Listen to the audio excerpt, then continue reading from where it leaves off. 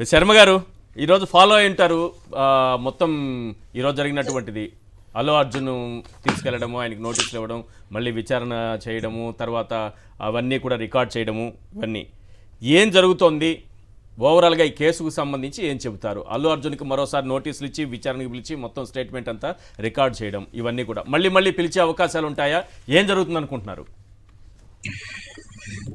High court bail ఇచ్చిన తర్వాత అల్లు అర్జున్ గారిని మొదటిసారిగా ఈ రోజు వారు పిలిచారు. అది టెక్నికల్ గా స్టేట్మెంట్ నమోదు చేసుకోవడానికేమో అని చెప్పేసి అనుకుంటున్నాను. అది తప్ప వారి దగ్గర ఎటువంటి సమాచారము లేదు. సంఘటనకు సంబంధించి వారే 10,000 వీడియో తీశారు, చూశారు అని చెప్పేసి మీరు కూడా ఇందాక పేర్కొన్నారు. అన్ని డీటెయిల్స్ పోలీస్ వారి దగ్గర ఉన్నవే. మీరు అన్నట్టుగా క్రాస్ రోడ్స్, ఇప్పుడు అల్లు అర్జున్ గారు ఇంటి దగ్గర బయలుదేరి ఇక్కడికి రావడానికి గంట అన్న సమయం పడుతుంది. అప్పటికే అక్కడ జనాలు ఉన్నప్పుడు ఆ క్రాస్ రోడ్స్ మొత్తాన్ని కూడా కంట్రోల్ చేసి బార్కెట్లు పెట్టి ఇంకో బెటాలియన్ అన్న దింపి ఏసీపీ స్థాయి పై అధికారులు, ఏసీపీ స్థాయి అధికారులు అందరూ అక్కడ ఉండి అక్కడ క్రౌడ్ ని కంట్రోల్ చేసి ఉన్నట్లయితే కనుక ఈ దుర్ఘటన జరిగేది కాదు. డీసీపీ, ఏసీపీ, ఆ తరువాత చాలా మంది ఉన్నారు అక్కడ. అంటే అల్లు అర్జున్ వస్తున్నారని వాళ్ళు పర్మిషన్ అడిగారని ఇంతమంది పోలీస్ అధికారులు అక్కడ ఉన్నారు. వాళ్ళే చెప్తున్నారు కదా ఎంతమంది పోలీస్ అధికారులు అక్కడ ఉన్నారని. ఎంతమంది ఉన్నా సరే కంట్రోల్ చేసేది బెటాలియన్ వాళ్ళండి. కింద స్థాయి హోమ్ గార్డులు కానివ్వండి, పోలీస్ బెటాలియన్ కానీ, సిఆర్పిఎఫ్ వాళ్ళు కానీ కంట్రోల్ చేస్తారు. వీళ్ళు లోపల ఉండి వీళ్ళు మేనేజ్ చేయగలరే తప్ప అక్కడ క్రాస్ రోడ్స్ అంతమంది జనం గుమ్ముగూడుంటే ఎక్కడ బార్కెట్లు పెట్టి వాళ్ళని కంట్రోల్ చేసే ఏర్పాటు చేయలేదు. మీరు అన్నట్టుగా పోలీసులు మీరు వెళ్ళిపోండి, ఇంత క్రౌడ్ ఉంది, థియేటర్ దగ్గర ఇంకా ఇబ్బంది అవుతుందని ఏ క్షణంలో కూడా పోలీసులు చెప్పలేదు. వారే ఇన్విటేషన్ ఇచ్చి ఆహ్వానించినట్టుగా లోపలికి ఆహ్వానించారు, గేట్ తెరిచి. మన వీడియోలో చూస్తే కూడా రేవతి గారు ఆ లోపలికి వచ్చే వరకు కూడా చాలా సేఫ్ గా ఉన్నారు. అంటే బయట జరిగిన ర్యాలీకి లోపల జరిగిన దుర్ఘటన కూడా రెండు వేరు సంఘటనలుగా ఇక్కడ మనం భావించాలి. లోపలికి వచ్చిన తర్వాత మళ్ళీ అక్కడ పోలీసులు లోపల కూడా సరిగ్గా పోలీసులు ఎక్కువ మంది లేకపోవటం వల్ల ఉన్న వాళ్ళు అందరూ కూడా అల్లు అర్జున్ గారి సెక్యూరిటీకి చూస్తున్నారే తప్ప కింద ప్రజల్ని ఎట్లా కంట్రోల్ చేయాలి అనే ఒక వ్యూహం ఏమీ లేకపోవటము, సరైన పోలీస్ సిబ్బందిని ఏర్పరచుకోకపోవటం వల్ల ఈ దుర్ఘటన అనేది జరిగిందండి. కానీ మీరు ఇది గమనిస్తే ఎప్పుడు లేని విధంగా ఇది మొదటిసారిగా ఇంత ఎందుకు పోలీసులు ఈ ఘటన మీద కక్ష కట్టారో అర్థం కావట్లేదు. ఇట్లాంటి దుర్ఘటనలు చాలా సార్లు జరిగినాయండి. గతంలో చేపల మందు పంపిణీ కార్యక్రమంలో కూడా ఇట్లాంటి దుర్ఘటన జరిగింది. అయినా మళ్ళీ సంవత్సరాల తరబడి మళ్ళీ అదే ప్రోగ్రామ్ ని కంటిన్యూ చేస్తూ వచ్చారండి. అప్పుడు రాజయ్య అనే అతను, సిరికొండ అతను చనిపోయారు.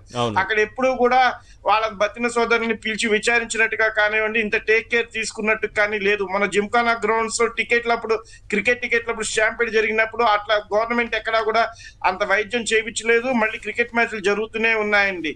మన నాంపల్లి ఎగ్జిబిషన్ లో చూస్తే అక్కడ కూడా అంత ఫైర్ యాక్సిడెంట్ జరిగి వేల కోట్ల రూపాయలు ఆస్తి నష్టమయ్యి ఎంతో మంది ఇంజూర్ అయ్యారు. అంత మాత్రాన మన బుక్ ఫెస్టివల్ మళ్ళీ మొదలు పెట్టకుండా ఆపలేదు. ఇవన్నీ యథావిధిగా దుర్ఘటనలు జరుగుతున్నప్పుడు ఒక బెనిఫిషియల్ మాత్రమే ఆపాలి అని చెప్పి ప్రభుత్వం ఎందుకు అనుకుంటుందో దానికి అల్లు అర్జున్ గారిని కారణం చూపించి అటు సినీ పరిశ్రమకి అల్లు అర్జున్ గారిని ఒక బూచిలాగా చూపించాలనుకోవటం చేయటం ఇదంతా కూడా. ఇప్పుడు A1 నుంచి A10 వరకు ఏం జరుగుతోంది అనేది ఎక్కడ పోలీసులు కానీ ఎవరూ మాట్లాడలేదు. సరే, ఏవో అరెస్టులు జరుగుండొచ్చు, కొంతమంది బెయిల్ పైన బయటకు వచ్చుండొచ్చు. A1 నుంచి A10 వరకు సైలెంట్ గా ఉండి A11 విషయంలో మాత్రం ఈ రకంగా వ్యవహరించడం. అవునండి, ఇప్పుడు ప్రెస్ మీట్లు పెట్టడం, అసలు సస్పెన్షన్ లో ఉన్న ఏసీపీ కూడా ప్రెస్ మీట్ పెట్టేస్తున్నారు. ఇందాక నాకు వేరే వాళ్ళు మెసేజ్ పెట్టారండి, అన్నోన్ కాల్ నుంచి పెట్టి మీరు మళ్ళీ మీడియాకి వెళ్తే ఈ విషయం చెప్పండి, చేయండి అన్నారు. ఏదో ఈ సినిమా హిట్ అయింది, కాంగ్రెస్ ప్రభుత్వానికి పార్టీ ఫండ్ కింద ఇంత డబ్బులు అడుగుతున్నారు, అది ఇవ్వలేదు, చేయలేదు, దానివల్లే ఇదంతా జరుగుతోంది అని చెప్పేసి మీరు చెప్పండి అన్నారు. అట్లాంటి చెప్పకూడదు నాయన, మీ దగ్గర ఆధారం ఉంటే చెప్పండి. ఆధారం ప్రజలు అనుకుంటే చాలు, మనం చెప్పాల్సిన లేదు, అది వాళ్ళ మనసులో ఉన్నది చాలు. చాలా మంది మీకు ఎలాంటి సమాచారం వచ్చింది, నాకు కూడా అలాంటివి చాలా మంది చెప్పారు. కానీ అలాంటివి ఆధారాలు లేకుండా ఏం మాట్లాడలేము. ఒకటి నిజంగానే వాళ్ళ మనసులో ఉంటే మనం మార్చలేము. వివిధ అంటే ప్రజలు రకరకాల వ్యూహాలు చేసుకుంటున్నారు. అల్లు అర్జున్ గారిని ఎందుకు టార్గెట్ చేశారు, ఎవరిని టార్గెట్ చేస్తే ఎవరికి లాభం కలుగుతుంది, ఏ విధమైన లాభం కలుగుతుంది అనేది రాజకీయ వ్యూహంగా తయారైందండి. అక్కడ ప్రజల మనసులో ఏముందో ప్రజల్ని మనం మార్చలేము. ప్రజల మనసులో ఏముందో ప్రజల్ని మనం మార్చలేము. లేదు ఇట్లాంటి జరగదు అని ప్రజల్ని ఏమార్చను లేము. రెండు మనం చేయలేము, వాళ్ళకే వదిలేయడం కరెక్ట్. అది అవును. ఏదేమైనా ఈ విషయంలో మాత్రం ఆ వారికి బెయిల్ ఇచ్చిన తర్వాత కూడా ఒక రాత్రిపూట కంపల్సరీగా వారిని జైల్లో ఉంచాలని చెప్పి పట్టుబట్టి అక్కడ జైల్లో ఉంచటం దగ్గర నుంచి చూస్తుంటే ప్రభుత్వం కక్ష సాధింపు చర్యగా చూస్తున్నారేమో, ఈ విషయాన్ని అల్లు అర్జున్ గారిని టార్గెట్ చేశారేమోనని సామాన్య ప్రజలందరూ అనుకుంటున్నారండి. నేషనల్ మీడియా సార్ డైరెక్ట్ గా చెప్పేస్తోంది 3 రోజుల పాటు జైల్లో ఉంచడానికి చాలా ప్రయత్నాలు జరిగాయి, అందుకే ఫ్రైడే అరెస్ట్ జరిగిందని నేషనల్ మీడియా కూడా కూస్తోంది. అవునండి. అది అది నిజమండి. నేషనల్ మీడియా వాళ్ళకి కూడా సిపి గారు మళ్ళీ క్షమాపణ చెప్పాల్సిన అవసరం కూడా వచ్చింది. తొందరపడి వాళ్ళని ఒక మాట అనటం వల్ల, చేయటం వల్ల ఈ ప్రతి చోట అగ్రెసివ్ గా వెళ్తున్నారే తప్ప సమస్యకి పరిష్కారం దిశగా కానివ్వండి, ఆల్రెడీ ఆ బాలుడికి అల్లు అర్జున్ గారు చేసిన సేవ గురించి కానీ ఎక్కడ బయటికి రానివ్వట్లేదు. అల్లు అర్జున్ గారు మొత్తం వారు అన్ని ప్రోగ్రామ్స్ ఆపుకొని ఆ పిల్లవాళ్ళ దాని గురించి అన్ని ప్రోగ్రామ్స్ ఆపుకున్న విషయం బయటికి రావట్లేదు. కేవలం ఆ మృతి జరిగిందే పెద్దదిగా చేసి చూపిస్తున్నారు. అదొక మచ్చలాగా తయారు చేస్తున్నారు. అల్లు అర్జున్ గారిని అయితే పూర్తిగా ప్రభుత్వం టార్గెట్ చేసింది.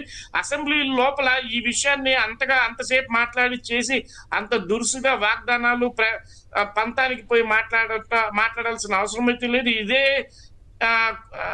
కోపం కానీ, ఇదే పట్టుదల కానీ మిగతా విషయాలన్నింటిలో కూడా ప్రభుత్వం చూపిస్తే బాగుంటుందండి. సినిమాల మీద చూపించడం కన్నా సినిమాలు ఎంటర్టైన్మెంట్, ప్రజలకు ఎంటర్టైన్మెంట్ లో ఒక భాగంలాగా ఉండిపోయినాయి కాబట్టి ఓన్లీ సినిమానే కదా అని చిన్న చూపుతో చూడొద్దు అని చెప్పి నేనైతే కోరుకుంటున్నాను.